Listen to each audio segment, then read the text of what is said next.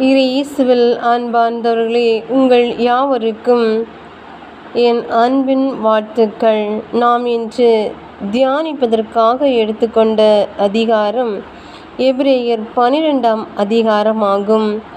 ஆகையால் மேகம் போன்ற இத்தனை திரளான சாட்சிகள் நம்மை சூழ்ந்து கொண்டிருக்க, பாரமான யாவற்றையும் நம்மை சுற்றி நெருங்கி நிற்கிற பாவத்தையும் தள்ளிவிட்டு, விசுவாசத்தை துவக்குகிறவரும் முடிக்கிறவருமாயிருக்கிற இயேசுவை நோக்கி நமக்கு நியமித்திருக்கிற ஓட்டத்தில் பொறுமையோடே ஓடக்கடவோம். அவர் தமக்கு முன் வைத்திருந்த சந்தோஷத்தின் பொருட்டு அவமானத்தை எண்ணாமல் சிலுவையை சகித்து தேவனுடைய சிங்காசனத்தின் வலது பாரிசத்தில் வீற்றிருக்கிறார்.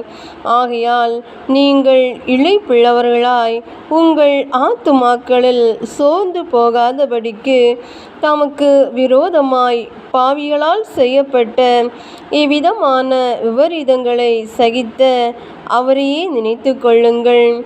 பாவத்திற்கு விரோதமாய் போராடுகிறதில் இரத்தம் சிந்தப்படத்தக்கதாக நீங்கள் இன்னும் எதிர்த்து நிற்கவில்லையே. அன்றியும் என் மகனே, கர்த்தருடைய சிட்சையை அற்பமாக எண்ணாதே, அவரால் கடிந்து கொள்ளப்படும்போது சோர்ந்து போகாதே. கர்த்தர் எவனிடத்தில் அன்பு கூறுகிறாரோ அவனை அவர் சிட்சித்து தாம் சேர்த்து கொள்கிற எந்த மகனையும் தண்டிக்கிறார் என்று பிள்ளைகளுக்கு சொல்லுகிறது போல உங்களுக்கு சொல்லி இருக்கிற புத்திமதியை மறந்தீர்கள். நீங்கள் சிட்சையை சகிக்கிறவர்களாயிருந்தால் தேவன் உங்களை புத்திரராக எண்ணி நடத்துகிறார். தகப்பன் சிட்சியாத புத்திரனுண்டோ என்றார். ஆமேன். அன்பார்ந்த தேவ ஜனமே, ஆம், நாம் தியானிக்கக்கூடிய இந்த வசனமானது மேகம் போன்ற இத்தனை திரளான சாட்சிகள், மேகத்தை போன்ற மேகம் வானில் எப்படி இருப்பது என்று நமக்கு தெரியும். நாம் மேகத்தை பார்த்து என்ன வடிவம் என்று மனதிலே நியமிக்கின்றோமோ அந்த வடிவத்தை மேகம் நம் கண்ணிலே பதிய வைத்து கொள்ளும். மான் ஓடுகிறது போல நினைத்தால் மானை போலவும், இயேசு மேல் வானத்திலே இருக்கிறார், மேகத்தில் உலாவிக் கொண்டிருக்கிறதை போல நினைத்தால் இயேசுவை போலவும், மற்றும் மரம் செடி கொடிகள் எதை நாம் மனதில் நியமித்திருக்கிறோமோ அதை போல மேகமானது நம் கண்களுக்கு காட்சி தருவதாய் நாம் கண்கூடாக பார்க்க முடிகின்றது.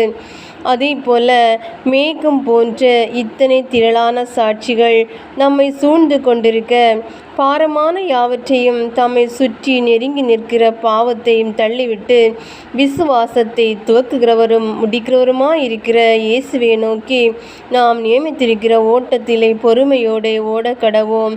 ஆம், அன்பார்ந்த தெய்வ பிள்ளைகளே, நாம் இந்த உலகத்திலே பிறந்து பாவங்கள் செய்யாத மனிதர்களே இடையில் இல்லை. ஒவ்வொரு மனிதரும் ஒவ்வொரு விதமான பாவங்களை இந்த உலகத்திலே செய்திருக்கிறோம். நாம் இயேசுவை போல ஒரு காலம் ஒரு நாளும் நம்மளால் பாவம் செய்யாமல் வாழவே முடியாது. பாவம் என்பது சின்ன சின்ன விஷயத்திலிருந்து பெரிய பெரிய விஷயங்கள் தொட்டு வரைக்குமுள்ள எல்லா காரியங்களிலும் பாவம் அடங்கி இருக்கிறது.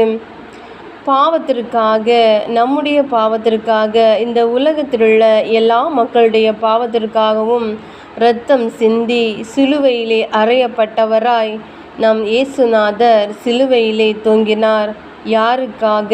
நமக்காக, நம்முடைய பாவங்களுக்காக வாரனால் அடிக்கப்பட்டவராய், முகத்திலே துப்பப்பட்டவராய், உமிழ்நீரினால் எவ்வளவோ பிரச்சனைகள், இப்படிப்பட்ட பிரச்சனைகள், தலையில் முள்முடி சூட்டப்பட்டவராகவும் 3 ஆணிகளை கொண்டு அடிக்கப்பட்டவராகவும் இன்னும் சொல்லிக்கொண்டே போகலாம். ஒவ்வொரு காரியத்திலும் அவர் நம்மை மறந்து போகவில்லை. அவர் நமக்காக, நம்முடைய பாவங்களுக்காக சிலுவையில் தொங்கினார் என்று நம் எல்லோருக்குமே தெரியும். இந்த உலகத்திலே ஹீரோ என்று யாரை கேட்டால் நம்முடைய வீடுகளில் இருக்கிற பிள்ளைகள் சொல்லுவார்கள், நட்சத்திர வீரர்களையோ அல்லது விளையாட்டு துறையில் இருக்கிற வீரர்களையோ சொல்லுவார்கள். சினிமா துறையாக இருந்தாலும் மற்றும் வேறு எந்த துறையாக இருந்தாலும் எல்லா துறையிலும் இருக்கிற ஏதாவது ஒருவரை ஹீரோ என்று அழைப்பார்கள். ஆனால் தன்னுடைய பெற்றோர்களை எந்த பிள்ளைகளும் என்னுடைய ஹீரோ என் தாய் தகப்பன் என்று கூறுவது இல்லை. அன்பார்ந்தவர்களே, உண்மையான ஹீரோ நம்முடைய கர்த்தராகிய இயேசு கிறிஸ்து. கர்த்தராகிய இயேசு கிறிஸ்து நமக்காக பட்ட பாடுகள் ஏராளம் ஏராளம். அப்படிப்பட்ட பாடுகளை யாராலும் எந்த ஹீரோவாலும் நமக்காக இந்த உலகத்திலுள்ள மக்களுக்காக செய்ய முடியாது. ஒருவரால் தான் முடியும். அவர்தான் நம் இயேசுநாதர். அவர் தமக்கு முன் வைத்திருந்த சந்தோஷத்தின் பொருட்டு அவமானத்தை எண்ணாமல் சிலுவையை சகித்து தேவனுடைய சிங்காசனத்தின் வலது பாரசத்திலே வீற்றிருக்கிறார்.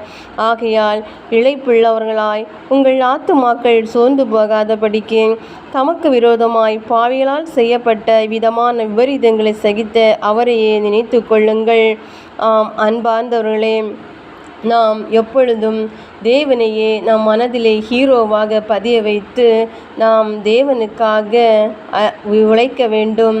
தேவன் காட்டிய வழியிலே நாம் நடக்க வேண்டும். ஆமேன். ஜெபம்.